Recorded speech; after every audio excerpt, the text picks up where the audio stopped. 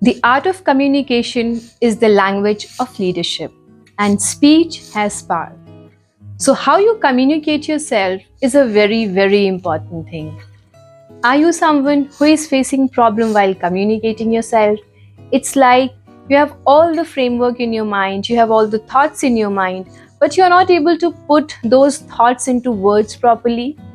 Don't worry. Here we are with a series to unlock keys of effective communication. Hi, I am Dr. Anjali and I am here with a series to unlock keys of effective communication. So, in this series, we are going to talk about the small points which you have to remember while you are communicating. So, start with, as we all know, that communication is the basis of this whole world. Communication is the basis of day to day life in which we are living. It is a way to express your feelings, your emotions, your thought process, and basically, it's a way to make your work done. So, as we can see, that communication was present in this world even when words were not there, even when the civilization was not there. So at that time, there was a very different kind of communication, and that was non-verbal communication. People used to communicate in sign languages. So that proves that without communication, existing on this planet is not possible. And that funda not only applies to human being, but it also applies to animals, it also applies to nature.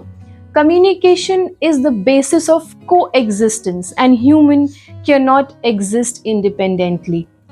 Let's take the example of a child. So, a child who is not aware of the language, that child generally cries. And when a child is crying, what we interpret? We interpret that the child is either hungry or the child has some problem, some pain. So, basically, that is a different way of communication. So, what I'm trying to say here is that everybody communicates in their own way. A child has a different way of communication, nature has a different way of communication, birds have a different way of communication. All the living things, if they have to coexist, they have to communicate. So, now moving further, in your schools, in your colleges, or in your office, communication is the most important thing by which you can excel in your field. You need to communicate your thought processes, you need to communicate your ideas in a very effective manner. And a lot of people fail to do that, and a lot of people are not able to achieve what they want only because they lack a proper communication. Just think about two people. Two people in your life. First, you love a lot, and second, you hate.